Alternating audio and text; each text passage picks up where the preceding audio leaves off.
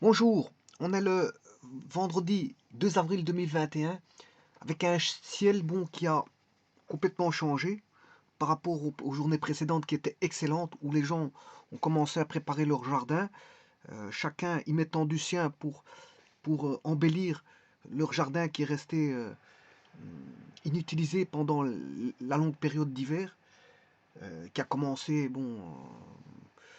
déjà en automne, hein, le froid, quand les gens voient comment commence à avoir un froid en automne, il commence à de moins en moins sortir. Et donc, toute la durée de l'automne et de l'hiver, ça fait une très longue période où les gens, on va dire, hibernent, non pas forcément en hiver, mais en automne et en hiver. Euh, et commencent, je veux dire, euh, à quelques jours du printemps, à commencer à entrevoir une lueur de clarté voilà, de bienfaisance au niveau de la météo, et qu'ils en profitent pour euh, installer leur matériel au niveau des jardins et pouvoir profiter du plein air dont ils n'ont pas pu jouir durant ces longues périodes de froid et d'obscurité. Je rappelle que l'hiver, bon, est une période qui est quand même assez ardue, quelles que soient les populations euh, d'aujourd'hui ou d'antan. Imaginez vivre à l'époque préhistorique avec sans chauffage, sans rien du tout, vivre de telles périodes et pouvoir survivre à la météo du froid. Vous allez me dire, ouais, ils n'étaient pas forcément sédentaires, mais hein, il fut une époque ils ont commencé à se sédentariser. Il y a une première époque où ils étaient nomades, ils cherchaient bon, l'alimentation, ils allaient au gré, bon, voilà, ils circulaient, euh, ils n'avaient pas de logement pour ainsi dire, ils n'arrêtaient pas de circuler et ils s'arrêtaient au gré bon, des, des ressources, mais ils étaient constamment en train de rechercher des lieux, des lieux pour pouvoir s'installer un petit temps et puis pour pouvoir repartir vers d'autres cieux. Et puis il y a eu l'homme qui est devenu sédentaire, c'est-à-dire qu'il a préféré garder un lieu de vie et de faire tout par rapport à ce lieu de vie. Maintenant, bon, vous allez me dire, oui, bon, tout a changé, on appuie sur un bouton, on a tout ce qu'on veut. On a la télévision, on a le chauffage, les époques ne sont plus, sont complètement différentes, mais sachez que nos ancêtres ont vécu des, des difficultés de, de survie euh, à tel point qu'ils ont dû euh, avoir du courage pour, on va dire, surpasser tous ces aléas et pour pouvoir survivre et que l'homme puisse résister à tout ça et puisse euh, avoir des générations. Parce que s'il n'aurait pas su survivre, il n'aurait pas survécu à tous ces aléas climatiques, il serait depuis longtemps, l'homme aurait disparu. Mais il a résisté à tous ces aléas climatiques. Et voilà, le voilà qu'il a cru. Il a, il a, L'être humain a subi de la croissance de population à un tel point qu'il a subi de la croissance, mais euh, en même temps, a évolué dans le sens où il peut jouir de tout ce qu'il veut par l'appui d'un bouton. Donc il a fait en sorte de sortir de l'état sauvage à un état quasi non plus de difficulté, mais d'aisance. On est à une époque d'aisance, et non plus de difficulté comme l'ont connu nos ancêtres. Travailler. La plus grande difficulté était, bien sûr, les êtres vivants, les êtres humains, les premiers êtres humains qui ont dû se battre face à la nature. Je parle des hommes préhistoriques. Et puis il y a eu beaucoup de périodes comme ça où il y a eu des difficultés pour les êtres humains, notamment travailler le charbon dans les mines était très difficile. C'est pas donné à tout le monde d'aller travailler dans les mines, faire des guerres. Hein, quand on était appelé pour faire une guerre napoléonienne ou autre, voilà, bon, ça demandait je veux dire, de terribles, voilà, terribles angoisses parce que on peut, on peut s'imaginer qu'on pouvait recevoir à n'importe quel moment, je veux dire pendant les combats, voilà, un coup de baïonnette dans le ventre.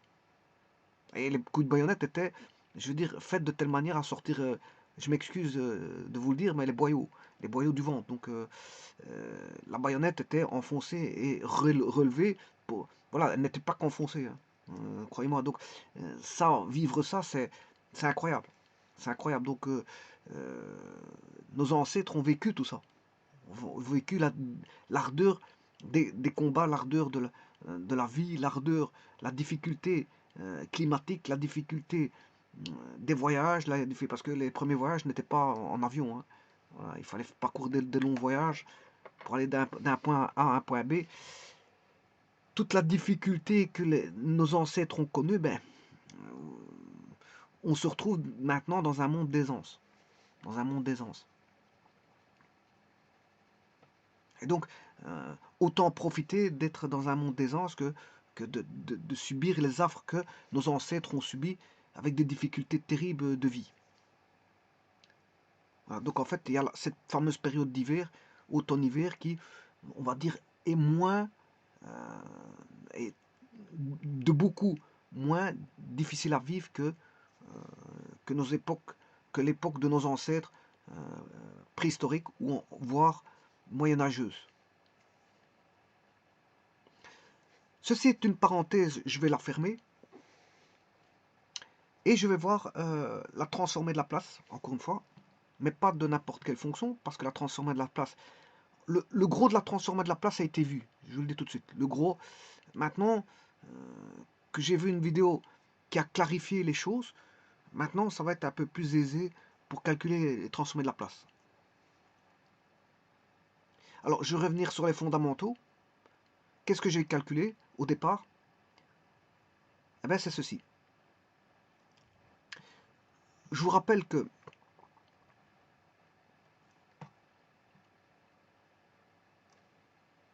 j'avais calculé un signal. Tout d'abord, il faut définir le signal, hein. Le signal, il ne vaut pas n'importe quoi.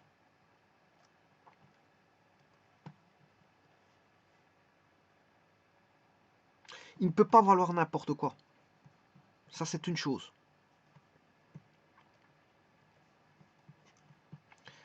Ce qu'on sait, c'est que c'est un signal temporel. Un signal temporel. Voilà. C'est un signal temporel. Alors, est-il comme ça? Ben, je vais vous dire que non. Pourquoi il n'est pas comme ça? Parce que tout simplement, le signal doit commencer, il est défini à partir de t égale 0. Ce qui veut dire que la fonction f de t doit valoir 0 pour un temps négatif. Le temps ne peut pas être négatif, c'est ça que ça veut dire. Pour un temps négatif,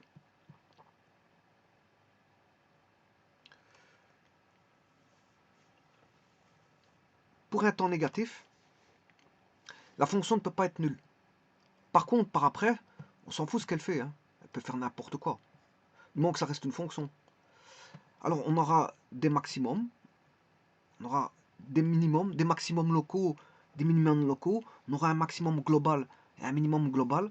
Hein, on aura des maximums locaux, on aura un maximum global, alors, on aura des minimums locaux. Ah, si je me suis trompé.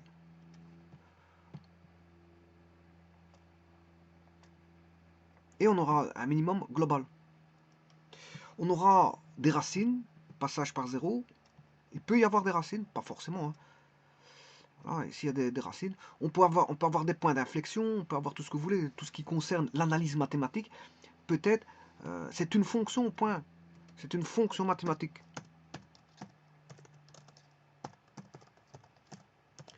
Et une fonction mathématique, elle peut être tout ce que l'on veut, pour autant que ça reste une fonction. Peut-être périodique, non périodique. Elle peut être, voilà, on peut en calculer sa moyenne. Et tralali, tralala. Voilà. Bon, toute l'analyse mathématique est là, hein.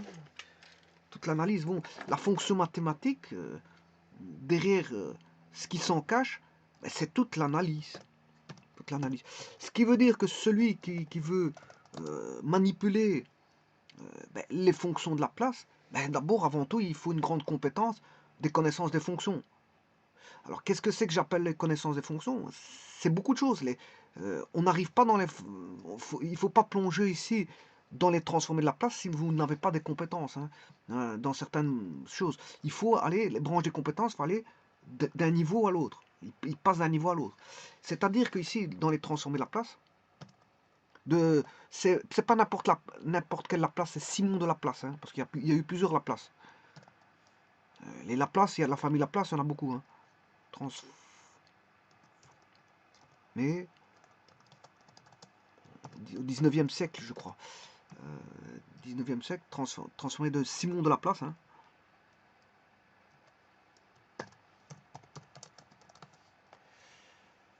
Simon de Laplace. Eh bien, parler de transformation de Laplace, c'est parler de beaucoup de choses. C'est d'avoir des compétences en analyse, je viens de vous le dire, puisqu'en fait, il va s'agir d'abord et avant tout de fonctions. C'est de l'analyse. Donc, il faut maîtriser le calcul d'analyse, c'est-à-dire pouvoir analyser une fonction sur toutes ces, on va dire, dans toutes ces, je sais, je vois pas le mot, dans toutes ces, je sais pas, je reviens pas sur le mot, dans toutes ces composantes. Voilà. L'analyse doit être étudiée, doit pouvoir être étudiée dans toutes ses composantes. Toutes ces composantes. C'est-à-dire que vous devez être capable de calculer des limites. C'est ça que je veux dire. Vous devez être capable de calculer des dérivés.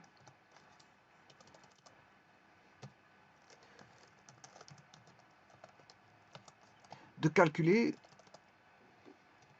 des différentiels.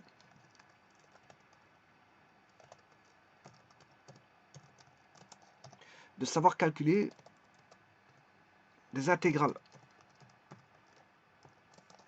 Et de pouvoir faire des calculs d'équations différentielles. Et bien sûr, c'est maîtriser aussi les fonctions, des fonctions typiques.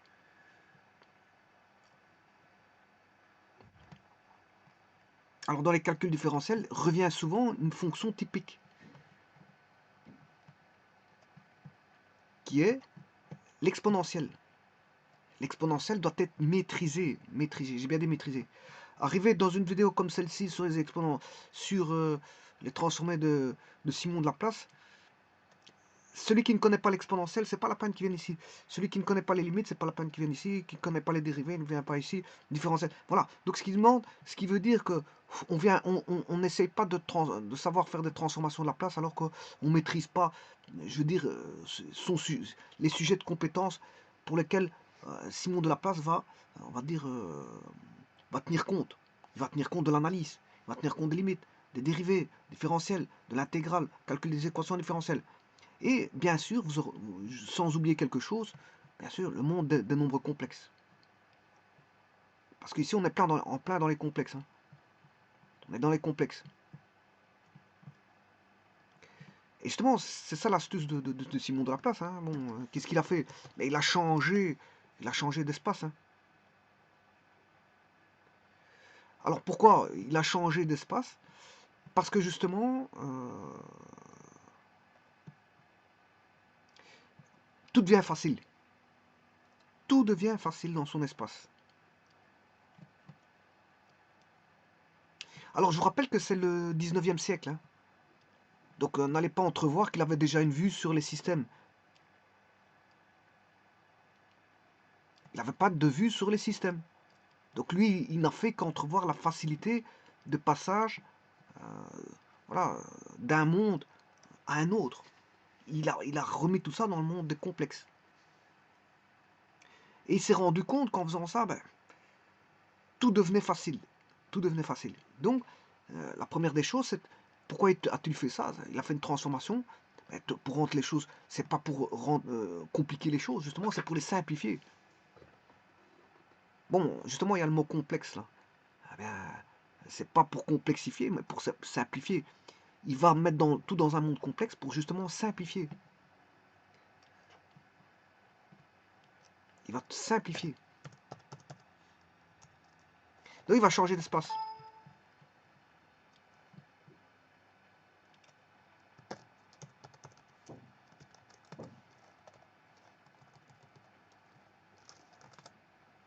Il va simplifier en changeant d'espace. Donc en maîtrisant tous les outils mathématiques d'analyse, de dérivés, de différentiels, d'intégrales, de calcul d'équations différentielles, ben, nous voilà rentrés dans le monde des complexes et tout est simplifié.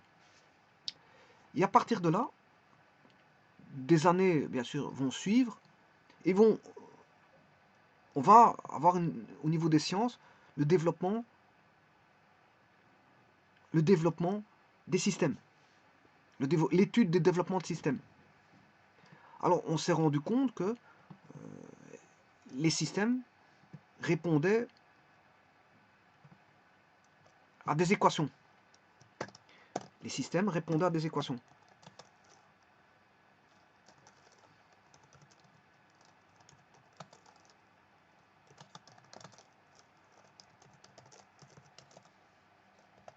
Et que ces équations prenaient à chaque fois les mêmes allures. Répondaient à des équations, bien sûr, avec des dérivés. Donc, ce qu'on appelait des équations différentielles. Et on avait, dans les systèmes, on se rendait compte que on avait souvent des systèmes qui répondaient aux mêmes équations. Vous prenez la cinétique chimique, vous prenez les condensateurs, ça répond, je veux dire, aux mêmes équations. Et beaucoup de systèmes vont répondre à des équations différentielles, on va dire, d'un même genre, d'un même type. Et de là, on va définir, on va faire une classification. On aura ce qu'on appelle un système du premier ordre,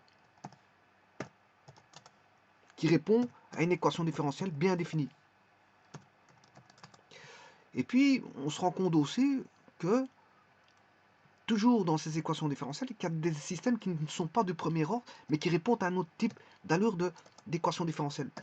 On dira que, s'il se rend dans cet acabit-là, on dira que c'est un système du deuxième ordre.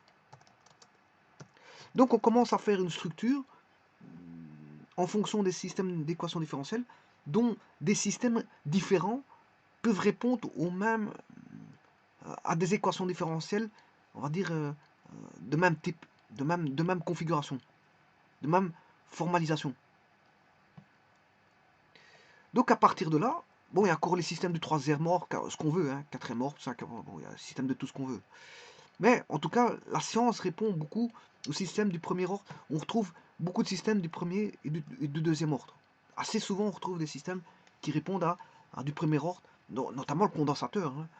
Le condensateur, c'est du premier ordre. Un circuit RC est un système du premier ordre.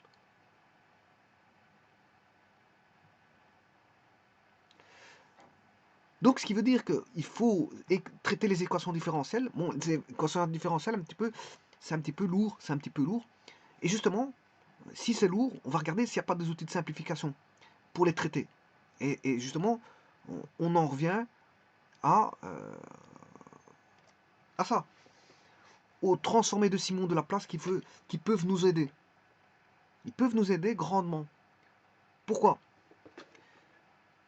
Tout simplement parce que, déjà, ici on passe d'une variable x, voilà, à une variable complexe. Voilà. On va dire a plus bj. On va passer de x vers a plus bj. Et là, si vous faites des sciences, eh bien, tout ça c'est trouvé. Le x vaudra le temps. Le x, ce sera le temps. Le x vaudra le temps. Et bien sûr, vous aurez compris que en transformation de Laplace, on va retomber sur des complexes. Et les complexes, on aura j oméga. J oméga. Donc on va tomber dans le monde des pulsations, en d'autres termes, dans le monde des fréquences.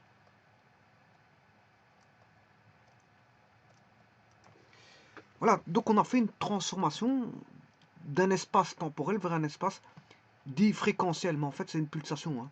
J oméga c'est une pulsation, mais bon, vous allez me dire 2π, une pulsation est proportionnelle à une fréquence dont la proportion est 2π. Ouais, bon, on va dire ça comme ça.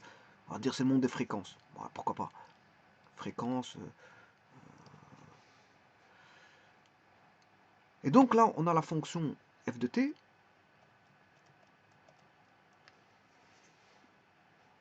Et on peut traiter maintenant ces signaux. Ces signaux peuvent croître, décroître, avoir des zéros, avoir des minimums locaux, des maximums globaux, enfin un maximum global, un minimum global, des minimums locaux, et tout le tralali tralala qui va avec. Des points d'inflexion, etc., etc. Mais en tout cas, tout ce qu'on sait, c'est que le t négatif, pour t négatif, f de t vaut 0.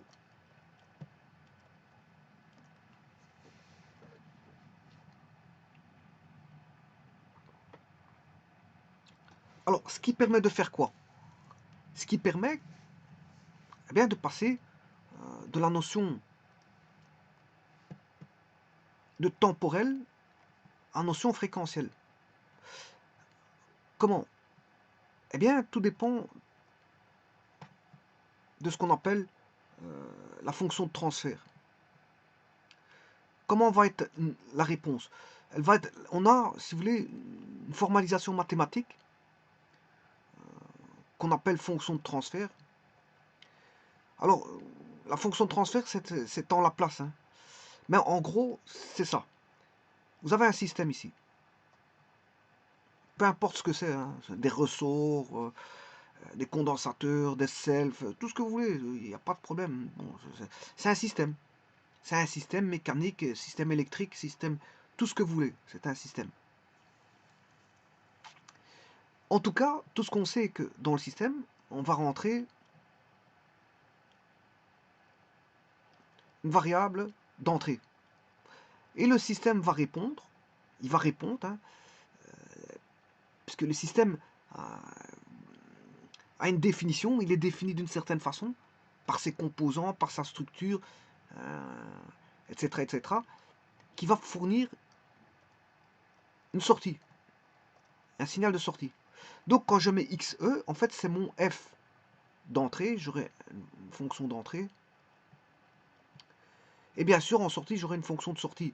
Mais ici je l'appelais x entrée, x sortie, qui est bien sûr dépendant du temps. Qui est dépendant du temps. Par exemple, je vais mettre un circuit RC caché derrière ça. Je mets un dipôle qui est un circuit RC.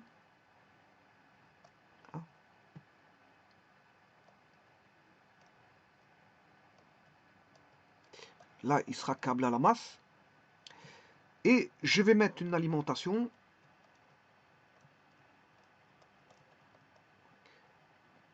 qui est, on va dire, une alimentation qui est idéale et qui va me fournir un signal, bien sûr avec un interrupteur. Hein.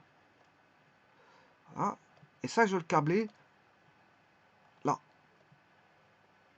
Et là, je vais en mesurer sa sortie. Quelque part, le système, ici, c'est un dipôle. Hein. C'est un dipôle. Vous voyez très bien que j'ai un pôle à gauche. Bon, je pourrais mettre ça en forme de quadripôle. Hein. Je pourrais mettre ça en forme de quadripôle. Comment? À ce moment, il faut que j'intègre la masse. Je vais le mettre avec 4 points. Je vais le mettre en quadripôle, pourquoi pas. Mon système, ici, je vais le mettre un quadripôle.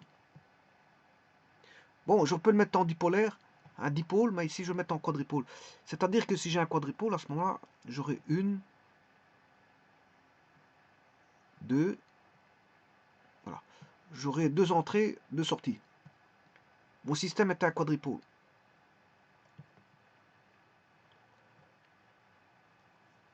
Alors, si je rentre Bien sûr, je mets un générateur. Je peux câbler à la masse. Hein. Je mets un interrupteur.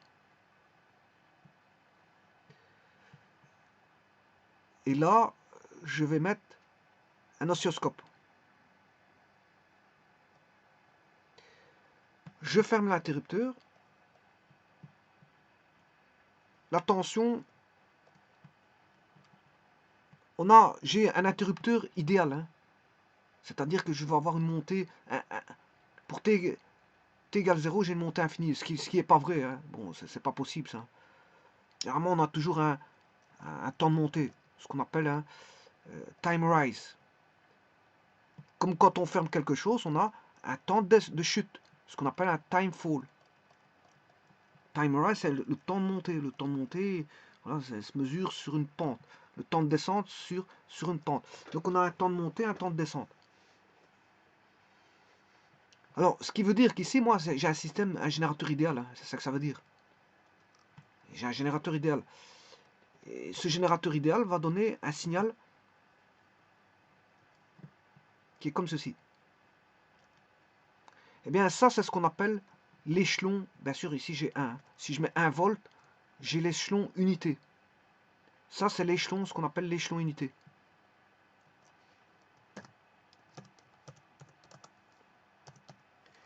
Alors, il va répondre à une équation différentielle du premier ordre. Ça, je la verrai. Hein. Je la verrai. Il faut... Voilà, l'équation différentielle, pour l'avoir, je dois mettre la tension au bord de la résistance, une tension au bord du condensateur, et résoudre l'équation différentielle. Donc ici, j'ai bien une équation différentielle. Alors, je vous dis tout de suite, elle est du premier ordre.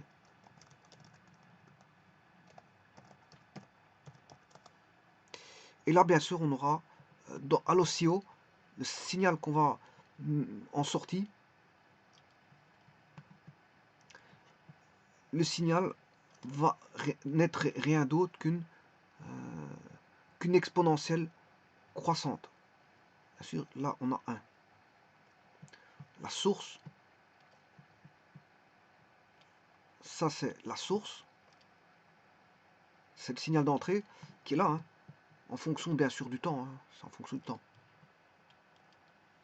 Là, on a T. Et ça c'est le signal X, E entrée, ou S signal. Ouais, il y a plusieurs noms. Hein. Signal, X, F, etc. Je peux l'appeler comme je veux. Hein.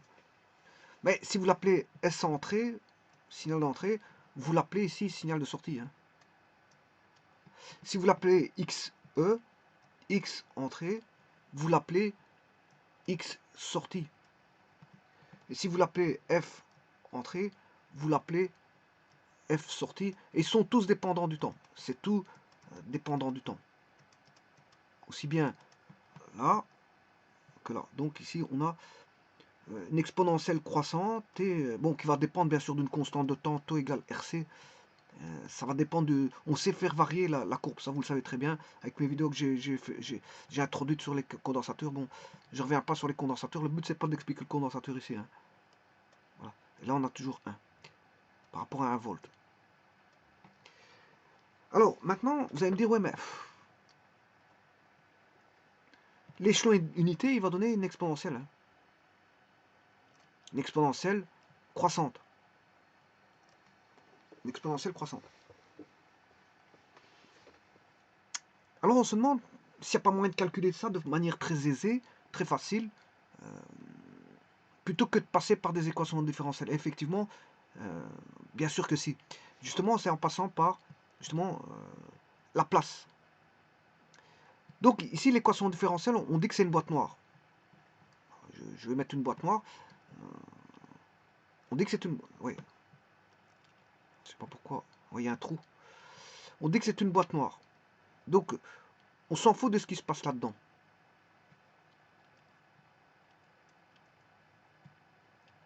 Mais en tout cas, elle est régie par des équations.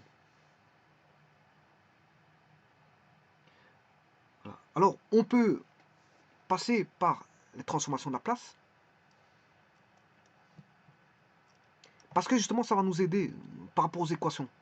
c'est, pour simplifier, je vous rappelle, le maître mot, ici, c'est d'avoir une simplification. On va simplifier les choses. Donc, ce qui veut dire que cette boîte noire, on va dire qu'elle est caractérisée par ce qu'on appelle une fonction de transfert en Laplace.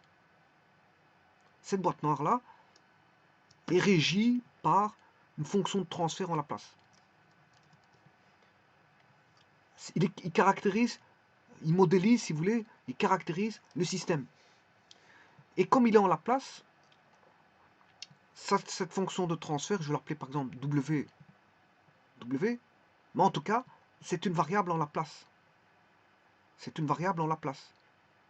C'est-à-dire que elle caractérise voilà, une fonction, mais en Laplace.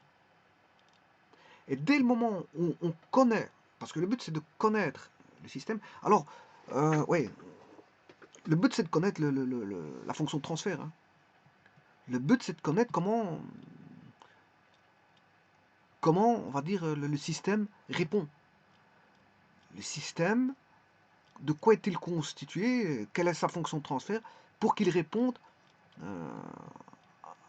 à un stimuli.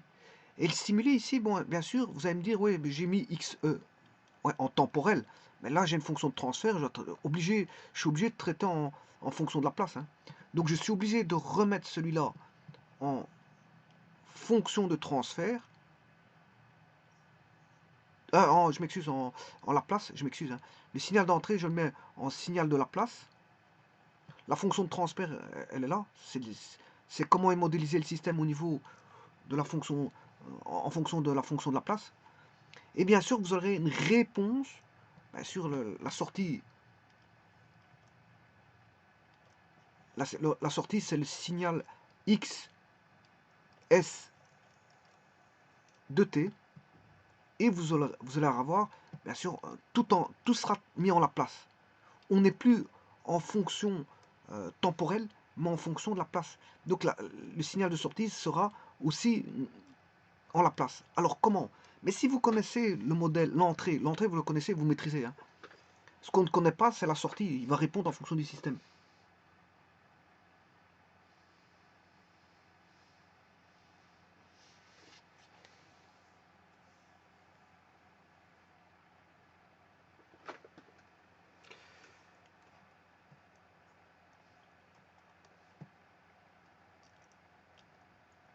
Eh bien, ceci étant dit,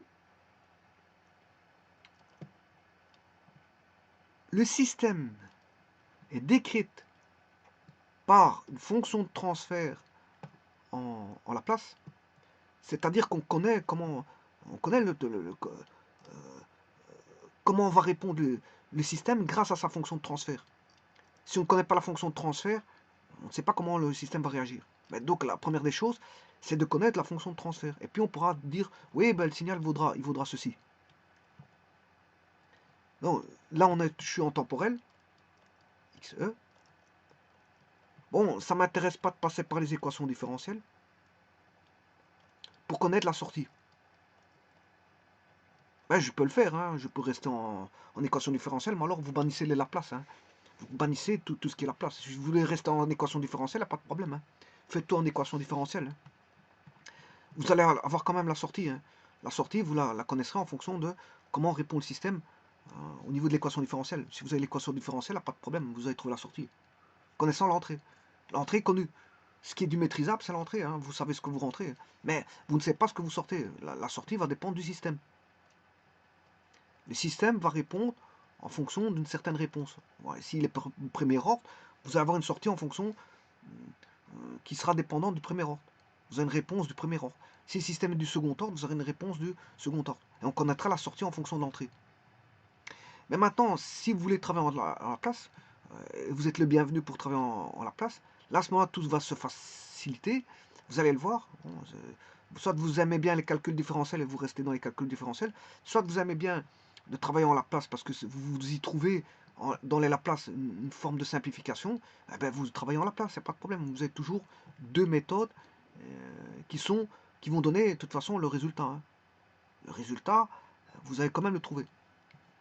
Donc, mais pour ça, le XE, il faut repasser en XE de P. Il faut faire une transformation.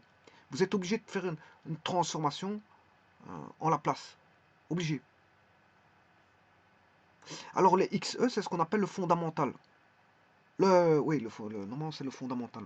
Parce qu'il y a le... Voilà, c'est le fondamental. Voilà.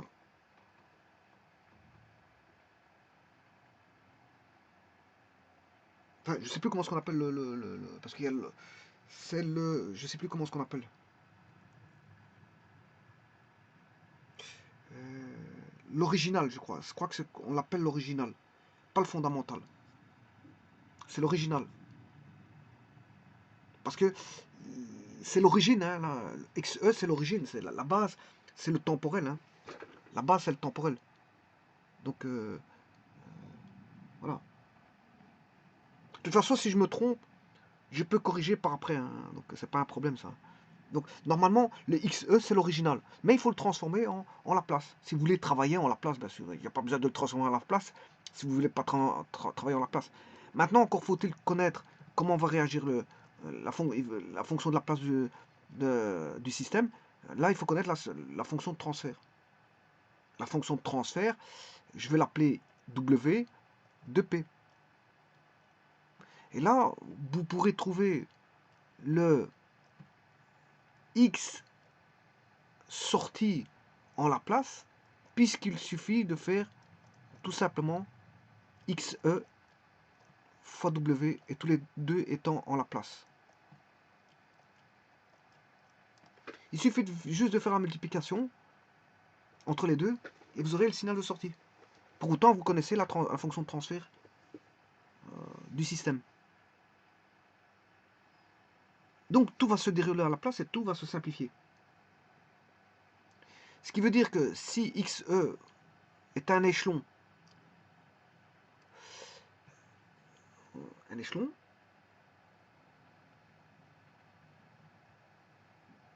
eh bien là on aura XE, ça sera 1.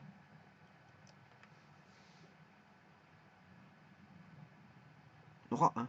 Donc il suffira de faire XS de P vaudra la 1 fois W de P, c'est-à-dire que pour avoir la sortie XS de P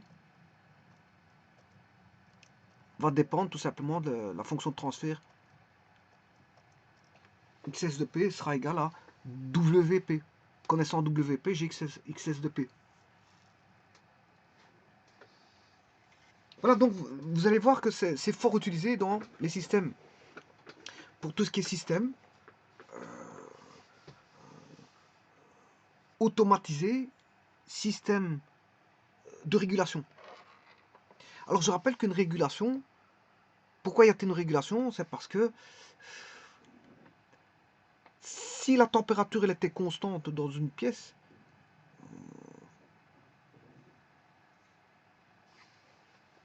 je ne sais pas qu'est-ce qu'il y aurait à réguler là-dessus. Hein. Je ne sais pas. Si vous mettez 20 degrés et que vous avez tout de suite 20 degrés, je ne sais pas ce qu'il y aurait à réguler. Il n'y a rien à réguler, il n'y a pas de variation. Mais en vérité, ça ne se passe pas comme ça. Parce que on a une inertie ambiante. Quand vous mettez chauffer une pièce, il y a l'inertie de la pièce qui fait l'inertie au niveau de la chaleur qui fera en sorte que la chaleur va monter progressivement, on va dire de manière exponentielle. Voilà. Et dans tout système de régulation, il y aura des variations. On aura ce qu'on appelle un transitoire. Un transitoire. Et c'est le transitoire qui est variable. Et c'est ça qu'il faut gérer. Le transitoire, bien sûr, et tout ce qui est permanent. Mais le transitoire, il y a des variations. Et ces variations-là, il faudra les remettre, si vous voulez, en entrée pour faire une correction. Et ce système de correction de la sortie par rapport à l'entrée, mais c'est ce qu'on appelle un système de régulation. Et ça, c'est possible. Enfin, on fait ça parce que justement, on a des variations, des transitoires Voilà, on n'a pas directement une réponse. Parce que si on avait une réponse directe, vous appuyez sur un bouton, vous avez une réponse directe, ça sert à rien de faire de la régulation. Hein. Ça sert à rien et il n'y a pas de but à faire de la régulation. Si on a quelque chose directement, vous mettez l'entrée, vous avez une sortie directe, c'est pas possible ça. Hein. De toute façon, c'est pas possible. C'est pas possible. Donc il faut tenir compte que on a des transitoires et ces transitoires-là, faut les corriger pour aboutir à voilà, à une réponse en sortie par rapport à une demande. Mais la sortie ne suit pas forcément l'entrée. C'est pour ça qu'il faut la corriger. C'est pour ça qu'on met en place des systèmes de régulation. Et donc ça, les systèmes de Laplace sont une aide très bénéfique pour le calcul des équations, enfin, pour trouver les sorties, notamment dans les régulations. Mais ici, j'ai pas mis un système de régulation. Hein. J'ai mis juste voilà, une entrée, une sortie. Voilà, j'ai pas mis de régulation, j'ai pas mis de boucle. Hein, parce que régulation, il faut une boucle. Il faut ramener la sortie sur l'entrée. Là, ici, j'ai pas fait un système de régulation. Je vous ai juste montré que d'un signal d'entrée, on peut avoir un système de sortie, pour autant qu'on en connaisse son, voilà, la fonction de transfert. Et si on connaît la fonction de transfert en Laplace, ben, il est aisé de trouver la fonction de transfert en sortie. Et donc, vous allez me dire, ouais, mais c'est pas x. Qu'est-ce que je vais faire avec x, grand XS de P? Eh bien sûr, vous aurez compris qu'il faut retrouver l'original. Hein. Vous devrez repasser par la transformation inverse. Voilà. Autant vous faites une transformation de Laplace comme ceci, là vous faites une transformation inverse pour retomber sur l'original. L'original de la sortie, bien sûr. Hein. Ici, c'est XE, c'est l'original de l'entrée. XS, c'est l'original de la sortie. Mais on fait une transformation de Laplace avec XE, et puis quand j'ai XS en fonction de la fonction de transfert, je fais une transformation inverse, j'ai XS de t. Et donc là, le système est connu puisque je connais XS. Le but de la manœuvre, c'est de trouver XS. Voilà, le but, c'est ça, c'est de trouver ça. Mais qu'est-ce qu'on connaît? On connaît ça. On passe par les Laplace pour faciliter le calcul. Mais bien sûr, il faut connaître la fonction de transfert, parce que si vous ne connaissez pas la fonction de transfert, ça ne sert à rien. Voilà. Grâce à la fonction de transfert et l'entrée en Laplace, vous déterminez ceci, et puis après, vous faites la transformation inverse, vous avez XS de t. Et voilà, vous avez trouvé XS de t.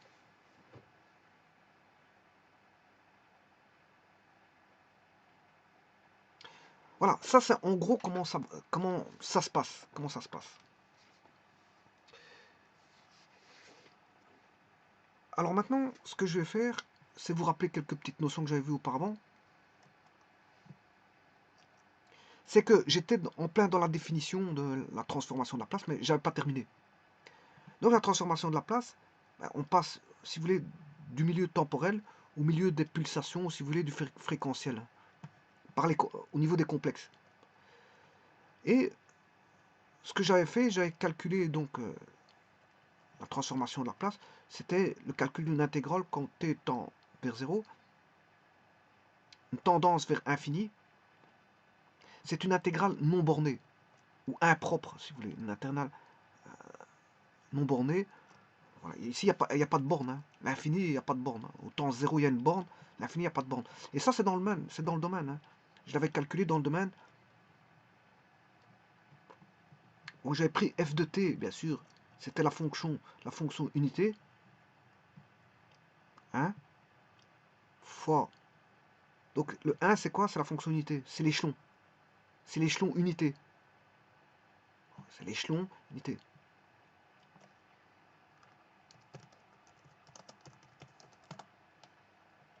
C'est l'échelon unité. Ouais, mais pour le mettre dans le monde de Laplace, il fallait E moins pt dt. Voilà, c'est ça qui constituait la transformation. Et j'avais calculé ceci, la vidéo était toute faite, on trouve 1 sur P. Donc tout ça, c'est un gros calcul. Hein. C'est un gros calcul pour trouver ça. Hein. C'est pas une définition qui tombe du ciel. Hein. Le calcul a été fait dans une vidéo, je peux vous en renvoyer vers le lien. Donc, de nouveau, ça faisait intervenir quoi? Les intégrales. Hein. Donc, vous voyez qu'il y a les intégrales. il y a les limites. Parce que l'intégrale n'est pas toujours calculable, je vous le dis tout de suite. Il faut que quand vous avez une intégrale infinie, il y a deux cas de figure. Soit vous avez l'infini et l'intégrale divergent, donc on n'a pas de valeur de somme, ou soit elles convergent et là, elle donne une valeur de somme, elle est intégrable.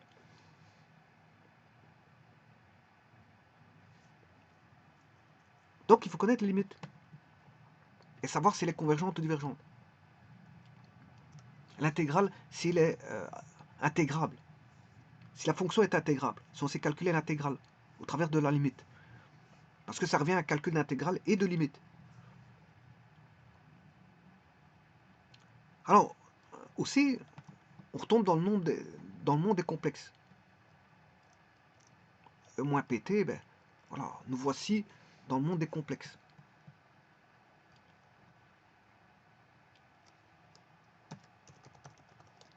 C'est ce que je vous ai dit tout à l'heure, au départ en commençant, ben, si vous ne maîtrisez pas les limites, c'est pas la peine de venir ici. Alors, je vous rappelle que les équations différentielles font intervenir beaucoup des exponentielles.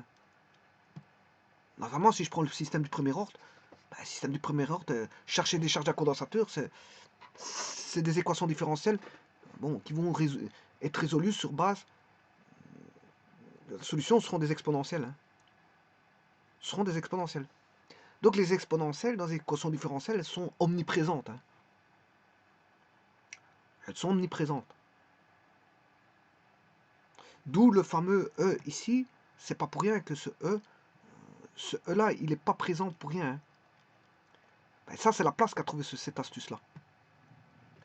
Donc, quand on multiplie par la fonction f de t qui vaut 1, ça fait 1 sur p.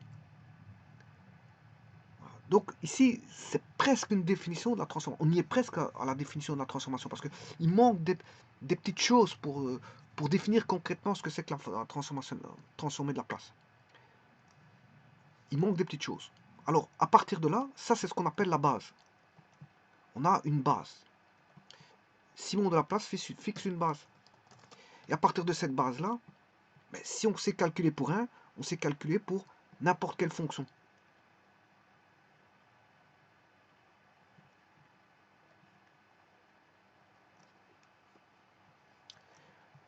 Bon, maintenant, je vais calculer pour n'importe quelle fonction.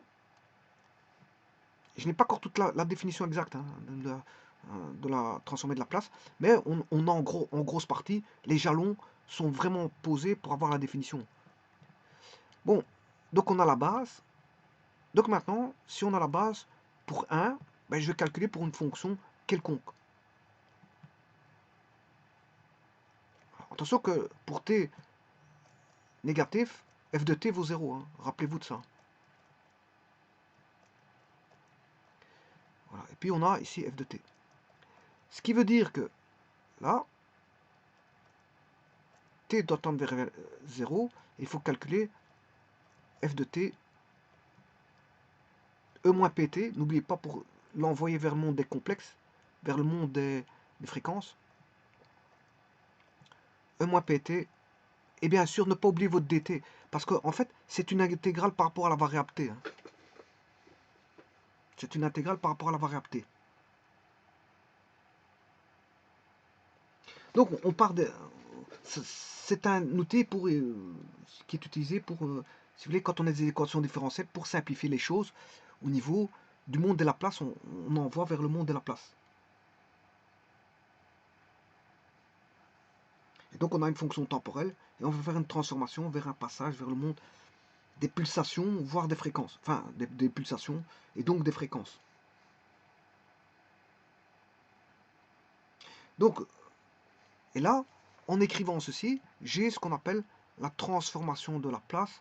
De quoi? Ben, de la fonction f de t. Je vais transformer la fonction de la place et l'envoyer dans le monde des fréquences. On va faire un passage. C'est un passage, c'est une transformation.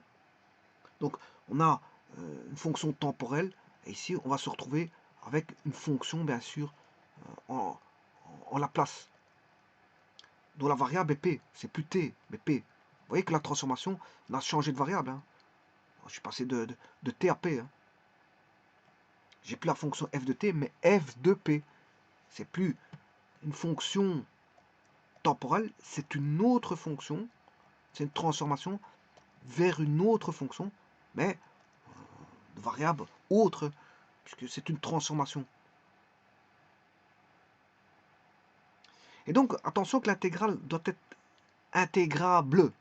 C'est-à-dire que on doit pouvoir en calculer l'intégrale. C'est-à-dire que la limite ici doit exister. Et là, ça fait appel à des notions de convergence. Il y a des critères de convergence. Il existe des critères de convergence, voilà, pour voir si la fonction est sommable, intégrable. Quand je parle la fonction, c'est f de t. Hein. C'est f de t qui doit pouvoir être f de t e moins pt qui doit pouvoir être calculé. Hein.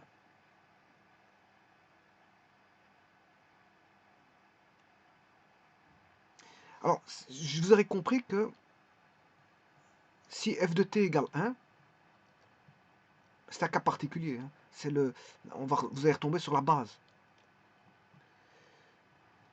Si f de t égale 1, je retombe sur la base.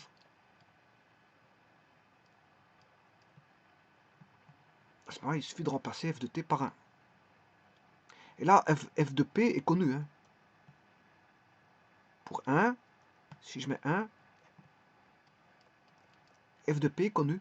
Et il vaudra 1 sur p. Puisque j'ai calculé l'intégrale dans une vidéo. Tout a été calculé pour ça. Hein. C'est un calcul quand même qui est assez long. Hein. Enfin, assez long. Bon, je veux dire, il y a encore plus long comme calcul, mais voilà. Mais disons qu'il est quand même long que ce calcul-là. Parce qu'il faut calculer l'intégrale, mais en plus de ça, vous devez repasser dans le monde des complexes. Vous devez repasser par le monde des complexes. Donc, voilà, allez voir la vidéo. Tout est décrit dans cette vidéo. Et on retrouve 1 sur P. Mais maintenant que le 1 sur P il est trouvé, je ne dois pas chaque fois faire l'intégrale qui est longue auparavant. On ne calcule qu'une fois pour démontrer que si f de t égale 1, on a 1 sur P. Voilà. Donc ce qui veut dire que je peux trouver sur base de ça autant d'intégrales que je veux. Sur base de ça, connaissant ceci, j'ai la base. J'ai la base, maintenant je peux calculer ce que je veux. Et bien c'est ce que je vais faire maintenant. Je vais chercher... Alors je vous rappelle que f de t, l'original, elle a transformé de la place de f de t, fait f de p. Ici, f de t égale 1, on a 1 sur p. Et maintenant, je vais calculer une autre transformation de la place. Je prends L de f de t. Alors, je vais prendre f de t est égal ici E de lambda t. E de lambda t. Ce qui veut dire que je vais calculer l'intégrale pour t égale 0. Pour t tend vers de l'intégrale impropre ou si vous voulez non bornée. Elle est non bornée en t à l'infini. L'infini, c'est pas un nombre, hein, ça s'arrête pas, donc c'est normal que ce n'est pas borné. E de lambda t. Bon, j'aurais dû mettre des couleurs à ça. E moins... Ça reste toujours E moins pt pour l'envoyer vers le monde des complexes. Voilà. Et là, on va se poser la question, qu'est-ce que ça fait?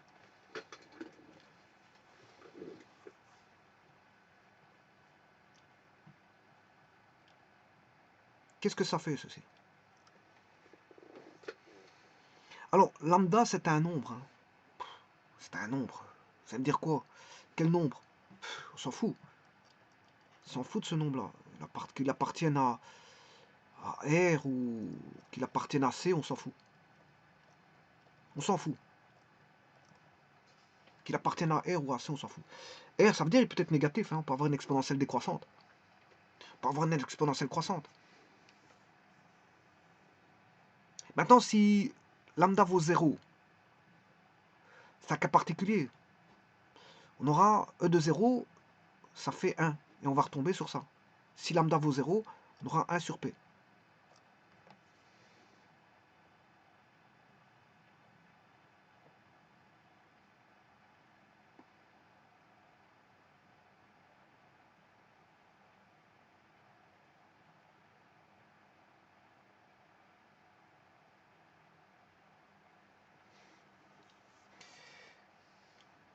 On aura 1 sur P si lambda vaut 0. Tiens, tiens. Ça doit vous parler, ceci. Le fait que je dise, bon, si lambda vaut 0, ça, on va retomber sur 1 sur P. C'est étrange. Mais il n'y a pas d'étrangeté à ça, parce que vous allez voir pourquoi. Regardez bien.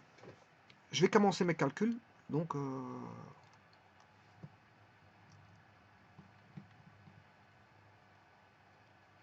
je vais calculer l'intégrale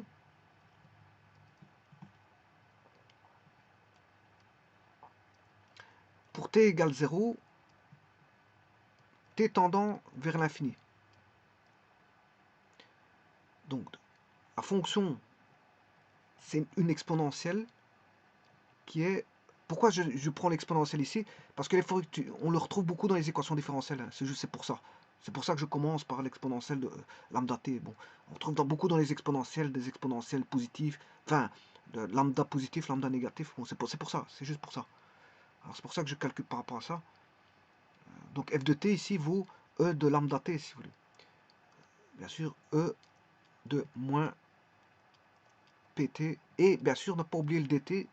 Ce qu'on oublie souvent, c'est vrai qu'il n'intervient pas le dt, mais faut le marquer pour savoir qu'on intègre par rapport à la variable t.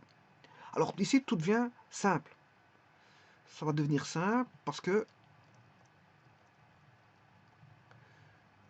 on a 2 exponentielles. Bon, donc on a, si vous voulez, les propriétés sur les exponentielles. C'est e de lambda moins p. T. Voilà, vous voyez que ça devient plus simple. Et ça doit vous parler. Hein. Moi, pour moi,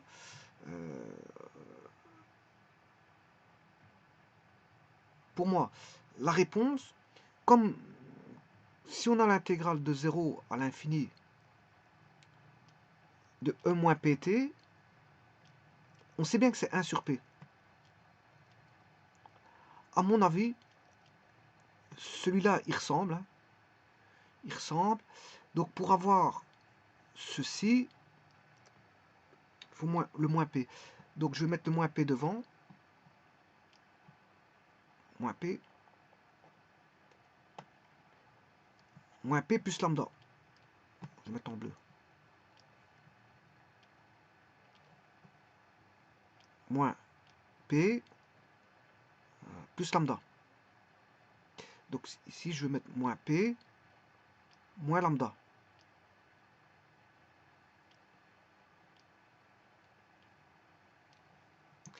Alors, sans calcul intégral, je peux trouver la réponse. Hein. Par identification.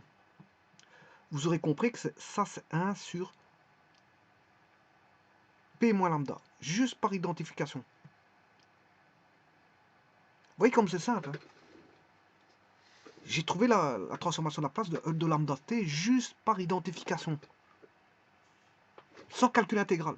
Mais je vais faire le calcul intégral, c'est pas un problème. Hein. Je vais le faire. Mais j'ai trouvé la réponse. Pour vous dire que voilà la simplicité des transformations de la place. J'ai pas besoin de calculer l'intégrale, je vais la calculer quand même. Bon, j'ai trouvé la réponse. Par identification avec E de, bien sûr, avec 1 fois E moins de lambda t, 1 moins pt, 1 sur p. Voilà, j'ai trouvé la réponse. Bon, maintenant, je vais calculer l'intégrale. Bon, je vais vous prouver ça mathématiquement, parlant.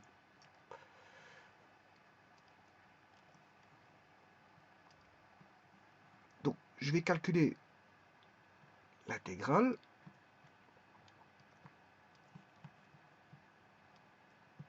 de... Alors, je vais reprendre celui-ci. Hein. C'est lambda moins p.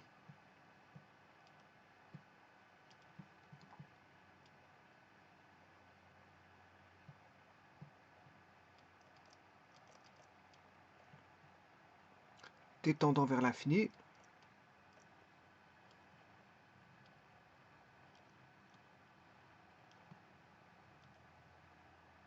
Moins... J'avais dit que c'était lambda moins pt.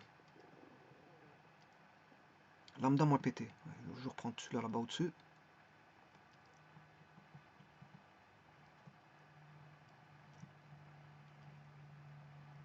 lambda moins P, je vais mettre T en évidence, et ne pas oublier bien sûr votre dt, parce que je l'oublie assez souvent le dt, parce que comme il ne sert pas dans le calcul, donc je l'oublie assez souvent, bon, je l'omets, c'est une écriture en plus, vous êtes obligé de l'écrire, mais voilà, faut essayer de ne pas l'oublier, c'est juste ça. Alors là, l'intégrale d'une exponentielle, il n'y a pas plus facile qu'une exponentielle, hein, intégrer une exponentielle. Intégrale de... Pourquoi? Parce que les exponentielles, si vous voulez, déjà la dérivée, c'est la seule dérivée que quand vous la multipliez, eh bien ça donne e de x. C'est la seule. C'est-à-dire que vous avez une fonction, vous la dérivez, vous obtenez f. Quelle est cette fonction? C'est l'exponentielle. Donc c'est une fonction qui est égale à sa dérivée. Ça veut dire que le taux de croissance de l'exponentielle aura comme taux de croissance, je veux dire, l'allure exponentielle. Voilà, on aura un taux de croissance qui va être égal à l'exponentielle.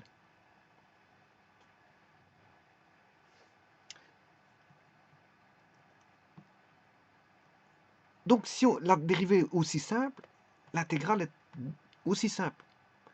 L'intégrale de e de f de x dx, je vais mettre même une constante, k, c'est 1 sur k,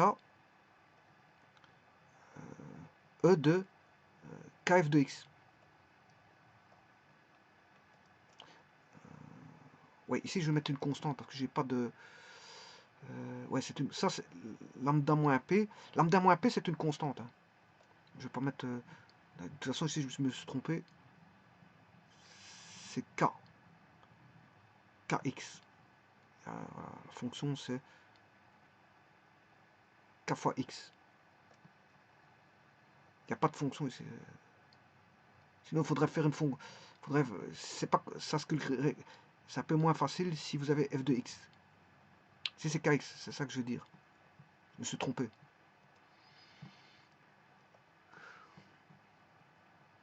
Je me suis trompé, c'est ça que je vais écrire. Parce que on a t, dt, x, dx. Ce qui donne 1 sur k, e de kx. Et je rappelle que lambda moins p est une constante appartenant à R, hein, ou au complexe, peu importe. Mais tout ce que je peux vous dire, c'est que bon, lambda moins p, c'est un complexe. Parce que p étant un complexe, hein, dans la transformation de Laplace, on retombe dans les complexes.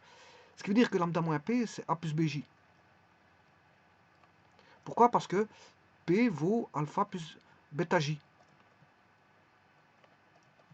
Alors lambda, si c'est un réel, si lambda est un réel,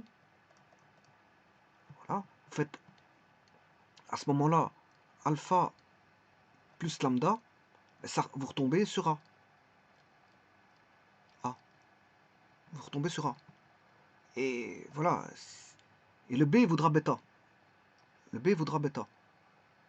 Et le alpha vaudra... Enfin, le A vaudra...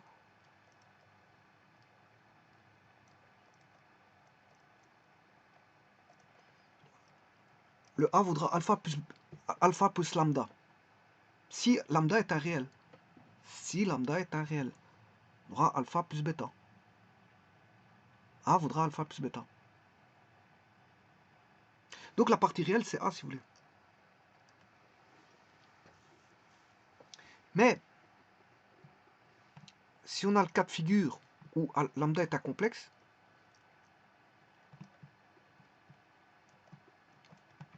si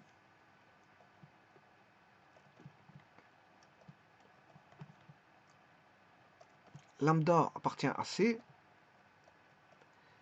à ce moment-là, on a lambda égale gamma plus non, gamma plus delta J. P vaut alpha plus bêta J. À ce moment-là, lambda, on aura... Ouais, ici, je me suis peut-être trompé parce qu'il y a peut-être un moins. Lambda, ouais, lambda. Ce sera lambda lambda moins alpha. Oui, ici c'est plutôt lambda moins alpha. Je me suis trompé.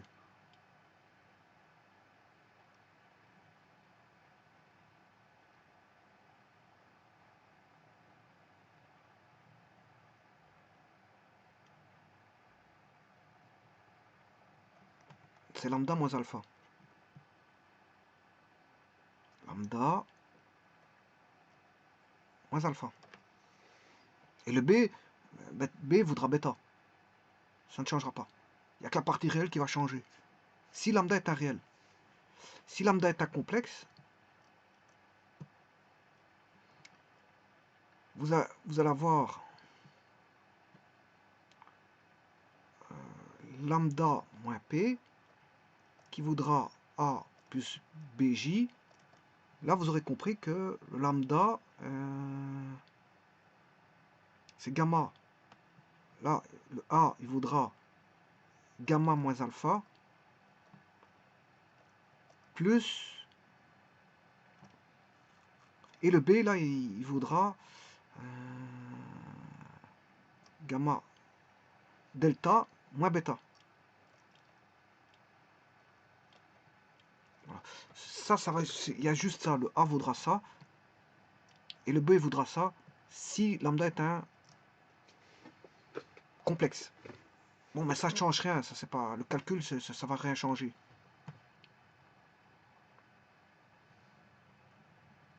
Alors, maintenant, je vais calculer l'intégrale parce qu'il serait plus que temps de calculer cette intégrale-là.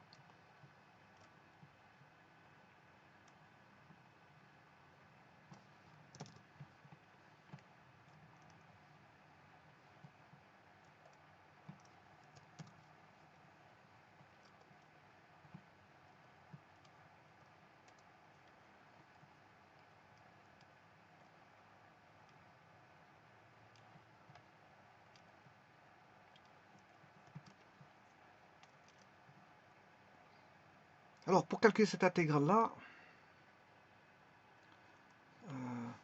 je vais faire en sorte que lambda moins pt fait a plus bj. Avec le a qui vaudra, suivant que a, lambda est réel ou complexe, ben, vous allez avoir le a qui vaudra une certaine valeur. Le a il vaudra gamma moins alpha si lambda est complexe. Et s'il est réel, le a vaudra lambda moins alpha. Si lambda est réel, le b vaudra bêta. Si lambda est complexe, ben, on aura le b qui vaudra alpha moins bêta. Delta moins bêta. Delta moins bêta. Voilà. De toute façon, ici, je vais court-circuiter les choses. Je veux dire tout simplement que j'ai E, et là, je dis directement que c'est A plus BJ. Je me soucie de rien de tout. Je m'en fous de ce que je vais décrire. Ça ne va pas intervenir dans le calcul, donc...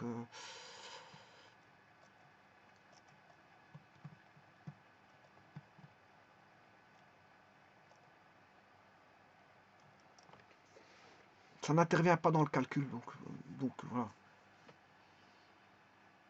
Alors maintenant, je vais calculer cette intégrale-là.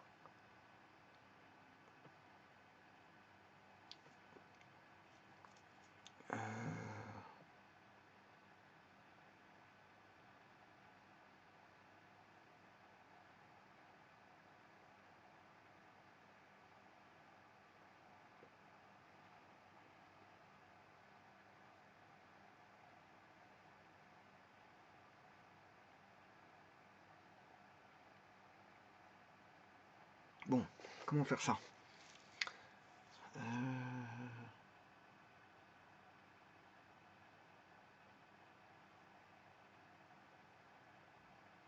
Bon, si, ça va quand même intervenir dans le calcul ce que j'ai écrit. Pourquoi? Je vais d'abord laisser en lambda, dans un premier temps. Puis je ferai la transformation. Parce que c'est vrai que l'intégrale ici, je l'ai direct. Hein. Si je fais lambda moins pt, j'ai directement la réponse.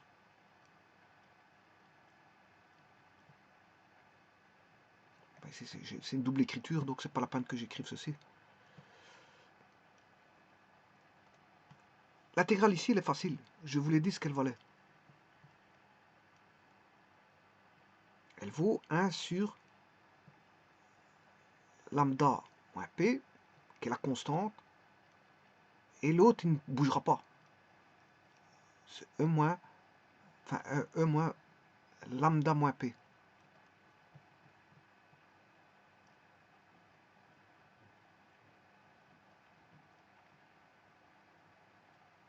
Entre les bornes, t égale 0, et t tendant vers l'infini.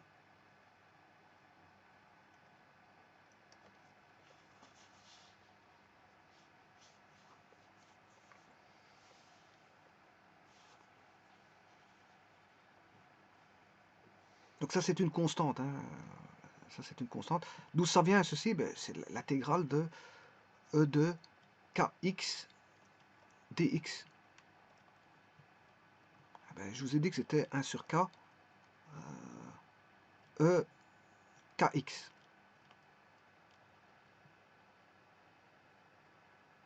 C'est ce que j'ai marqué. Le k, il vaut lambda moins p. Donc 1 sur k vaudra lambda moins p. Le k, je laisse là. Là, ça ne change pas. Parce que EKX reste de EKX. Ça ne change pas. Donc là ça ne va pas changer. Mais attention aux bornes. C'est juste ça. Il faudra faire attention aux bornes.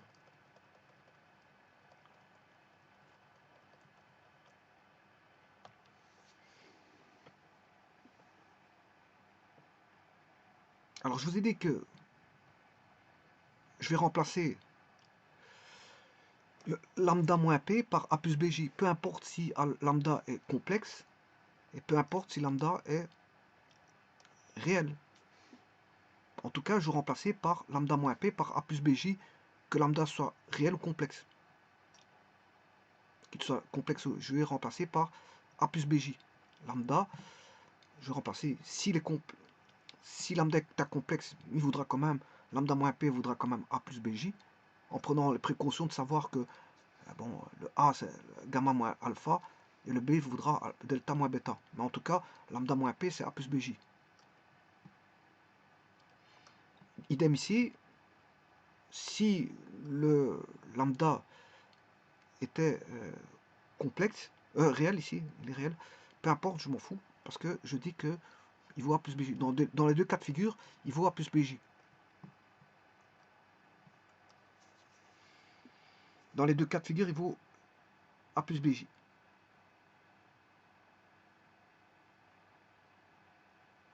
Bon, ce qui veut dire que là, si j'écris E de lambda moins P fois T, ça c'est égal à, je vous ai dit, A plus BJ T, c'est égal à E de A T fois E de BJ T. Alors, là, ça peut être un complexe. Le A, c'est une partie réelle. Hein. A, c'est la partie réelle. C'est un réel. A, c'est la partie réelle. Voilà. A, c'est la partie réelle. A, c'est la partie réelle. Que lambda soit réel ou complexe, le A, c'est la partie réelle. Voilà. Le A, c'est la partie réelle. Donc, ce qui veut dire que E de AT est un réel. E de AT, il appartient à R. Par contre, celui-ci, c'est un complexe. Hein. C'est un complexe, là. Alors, qu'est-ce que vaut E de BJT? Ben, si vous connaissez les complexes, c'est pour ça que je dis qu'il faut connaître les complexes. Hein. Il faut tout connaître ici. Hein. Vous n'arrivez pas ici, dans les transformés de Laplace, en tant que cow-boy, en voulant savoir des trucs sur les complexes, enfin, sur les transformés de Laplace, alors que vous n'avez pas des compétences qui ont été acquéries. Si vous n'avez pas des compétences de base, ne venez pas ici, je vous le dis tout de suite. Parce que ça demande de savoir, de connaître un peu de tout. Un petit peu de tout. Donc allez voir les compétences qui vous manquent, et puis vous pouvez revenir sur les transformés de Laplace. On n'arrive pas aux transformés de Laplace, je veux dire, en tant que cow-boy, On veut savoir les transformer de la place alors qu'il y a beaucoup de choses à savoir. Voilà. Peut-être que vous comprendrez certaines choses, mais pour faire quelque chose, si il vous manque comment on appelle ça, des compétences, vous ne saurez pas le faire. D'office, on vous demande de faire un truc, de calculer et de transformer de la place, telle que celle-ci. Si vous n'avez pas les compétences, vous ne saurez pas le faire. Il faut les compétences, des nombres de complexes, etc., etc.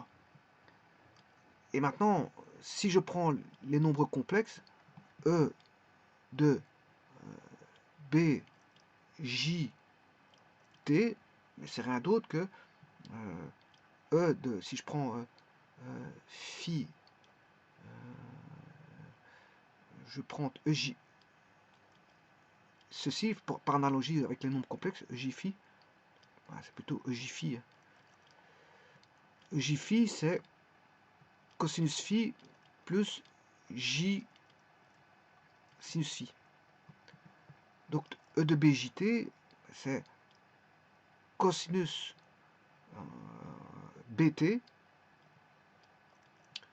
plus J sinus BT.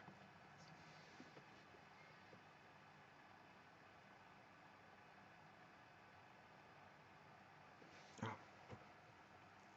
Donc je peux écrire que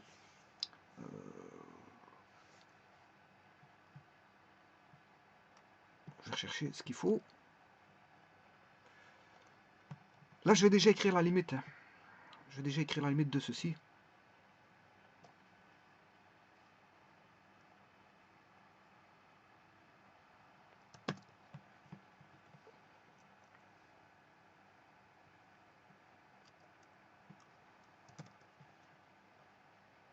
Je vais calculer la limite de ceci. Des choses simples, des choses un peu plus compliquées.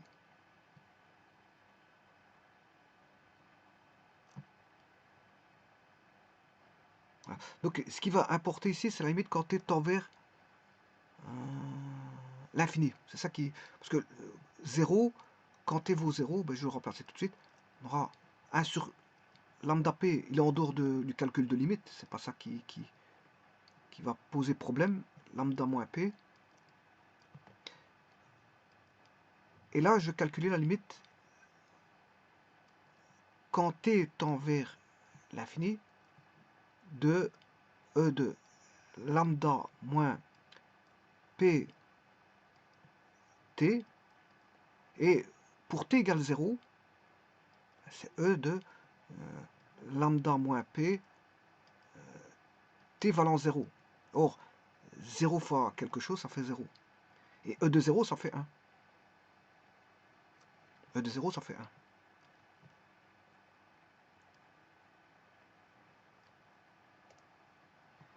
E de 0, l'exponentielle de 0, ça fait 1. Si vous la calculez, ça fait 1. Donc là, on a une simplification qui va donner 1.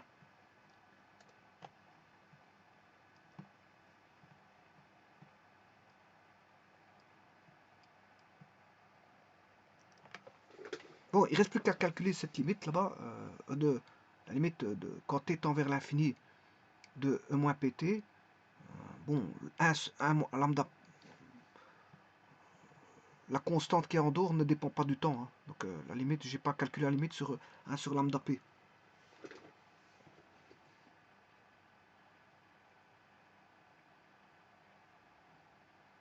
Donc là, je vais le décomposer comme je vous ai dit. Hein.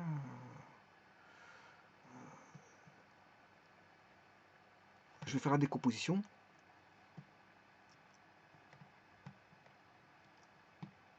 Comme je l'ai noté ici, hein, BJT, il est là. Et l'autre, voilà, je vais le décomposer comme ceci. E de lambda E moins pt. Je vais dire que c'est E de A BJ fois T, ce qui fait E de AT fois E de BJT. Or, E de BJT, c'est E de AT, on aura E de AT fois E de, on aura cosinus BT plus J sinus BT. Bon, c'est pas un problème, je peux le refaire complètement. Mais alors, à ce moment-là, il faut que je le fasse en tout petit. C'est pas un problème, je vais le refaire en tout petit. Donc, je vais tout écrire, mais tout en tout petit, parce que j'ai plus de place. Donc, je vais écrire en tout petit, mais quand même en écriture. Donc, j'ai 1 sur lambda moins p multiplié par la limite quand t tend vers l'infini de e de lambda moins p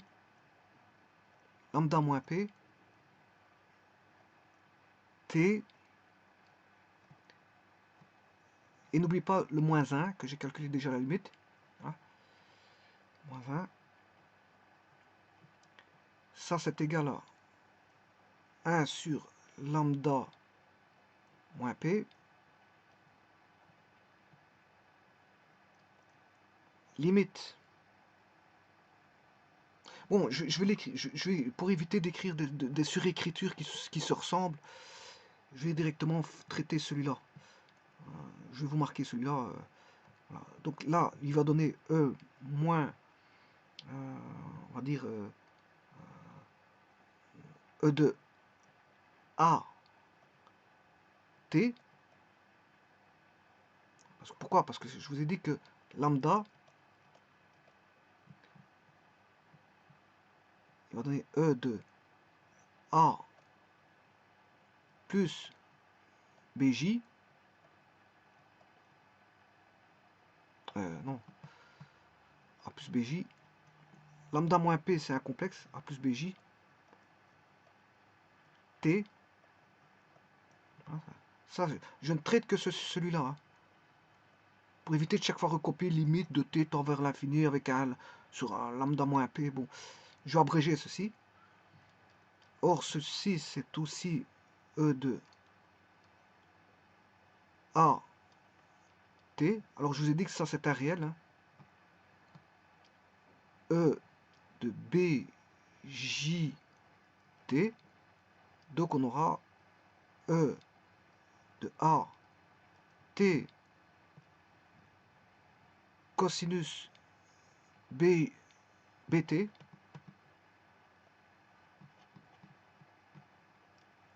BT plus J sinus BT. Voilà, et tout ça, je vais le remettre là, je vais calculer. Et ça, c'est ce qui est là. C'est E de lambda moins PT, mis sous forme d'un complexe A plus BJ. Donc celui-ci, je vais l'enlever.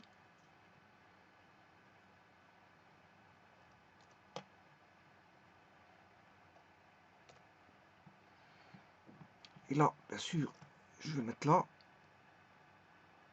ici.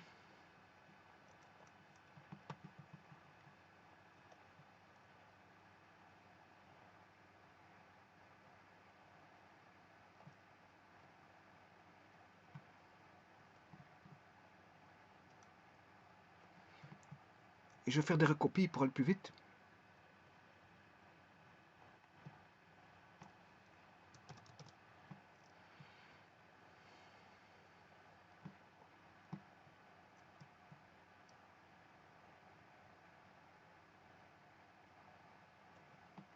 Ne pas oublier votre moins 1, j'enlève moins 1.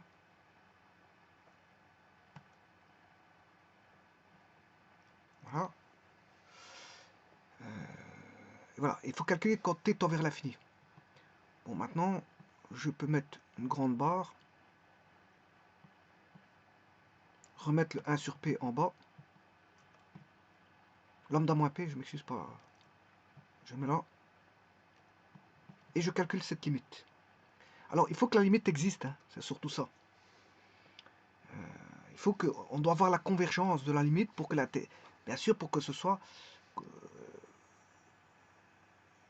intégrable. Pour que ce soit intégrable, il faut la convergence de la limite.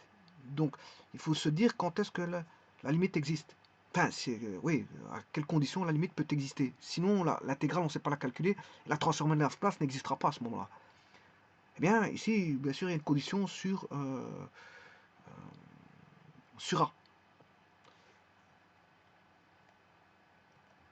Sur A. La limite, quand t tend vers l'infini,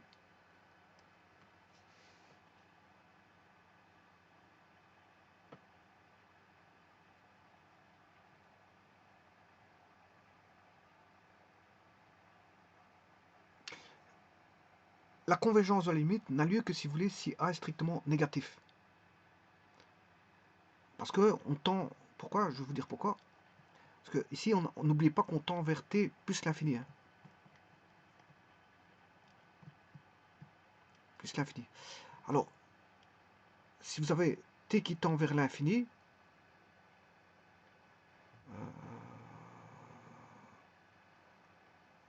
t tendant vers l'infini,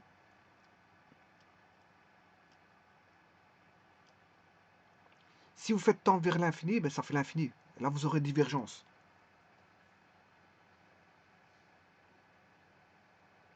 Vous aurez divergence. Donc, pour avoir la convergence, il faut que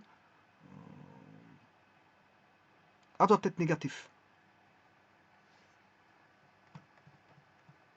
Donc, si le A était positif, on aurait A fois l'infini. A fois l'infini. A étant positif, un nombre positif fois l'infini, ça fait plus l'infini. Et plus l'infini, ben, l'exponentielle de plus l'infini, ça fait plus l'infini. Hein. Voilà. Par contre, si maintenant le A est négatif, si le A est négatif, la limite tendant toujours vers plus l'infini,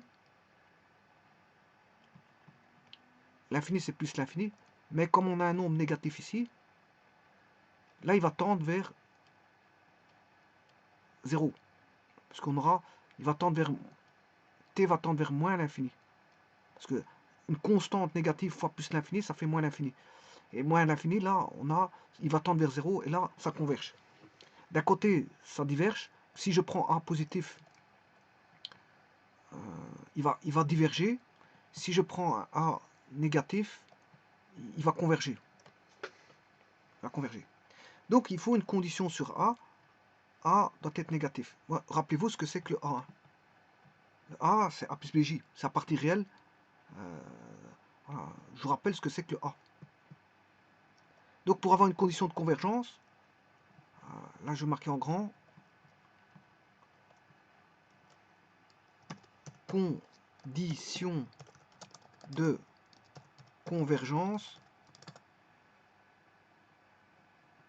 Ben, il faut que... je sais plus c'était quoi. Je vais regarder. Lambda moins P.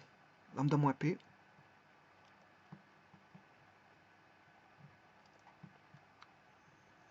Lambda moins P. Où j'avais posé A plus BJ. Ben, il faut que le A soit négatif. C'est-à-dire que la partie réelle, c'est la partie réelle de lambda moins P qui doit être négatif. Et là, à ce moment-là, l'exponentielle décroît et on sait calculer la limite, sans aucun souci.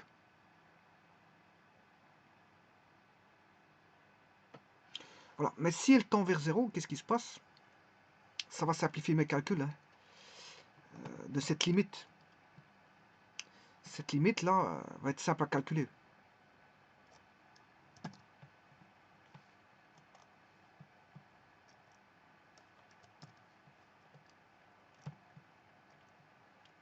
Cette limite va être simple à calculer parce que le A, pour qu'il ait convergence, il faut que A décroisse vers 0.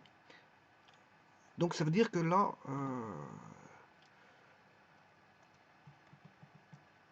enfin le A doit être négatif, c'est ça que je veux dire.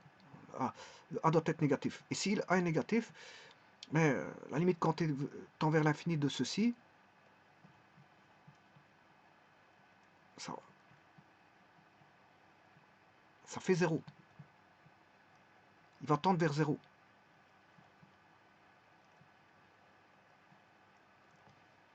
Donc lui, il va tendre vers 0. Mais 0 fois tout ça, ça fait 0. Donc on va se retrouver avec, il restera moins 1 sur lambda P, lambda moins P. Ce qui veut dire qu'on aura 1 sur P moins lambda. Je prends les opposés au-dessus et en dessous. Donc la transformée de la place, si vous voulez, la transformée de la place de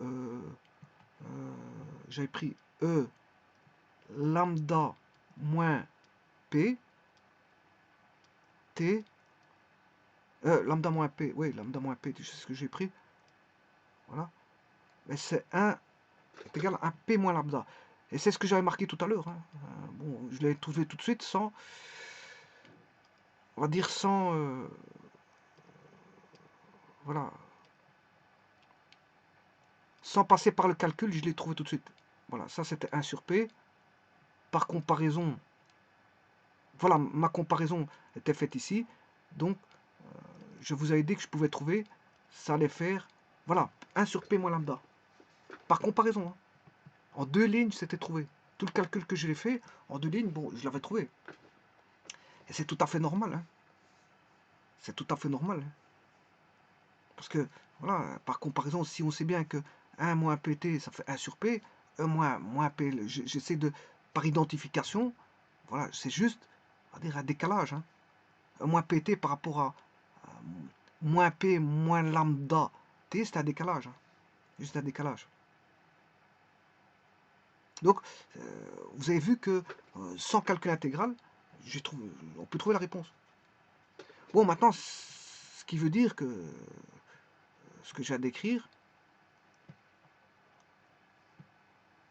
maintenant je vais le basculer dans le monde du fréquentiel. Vous aurez compris que je vais le basculer dans le monde du fréquentiel. Alors, la transformer donc, la transformer de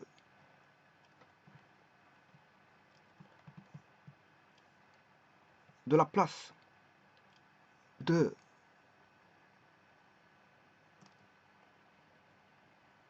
de 1, si f de t vaut 1, l'échelon, c'est 1 sur p. La transformée de la place de e de lambda t, c'est égal à 1 sur p moins lambda. P moins lambda. Et un cas particulier, si, vous aurez compris,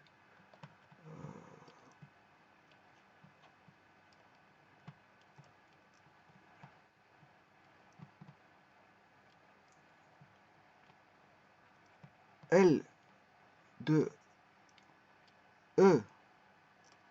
Alors, si lambda est un complexe pur, que je vais appeler J oméga,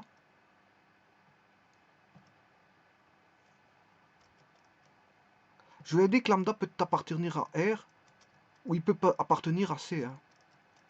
On s'en fout. Et alors ici, c'est un complexe un peu spécial, puisque je n'ai qu'une partie imaginaire. Donc il a un imaginaire pur.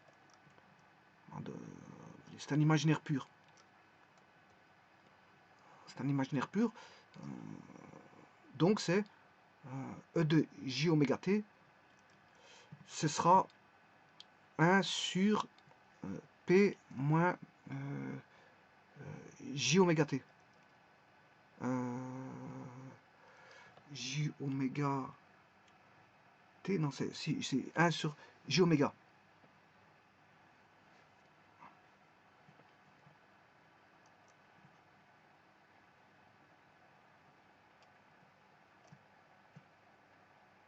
J'ai pas beaucoup de place à écrire tout ça.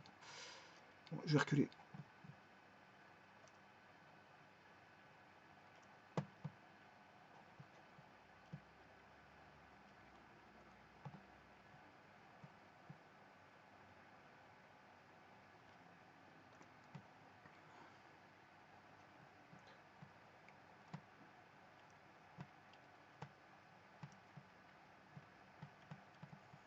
Un plus J, P plus J oméga. 1 sur P plus J oméga. Ah. Et maintenant, si vous mettez un moins ici, moins J oméga, ben, vous allez avoir un moins là, tout simplement. Non, c'est le contraire.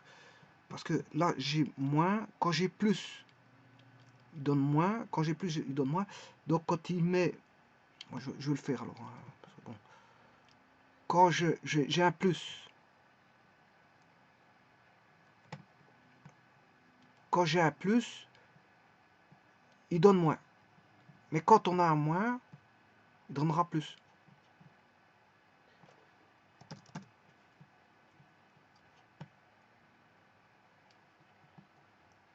Voilà. Quand je mets un moins, il donnera plus. Je vous remercie.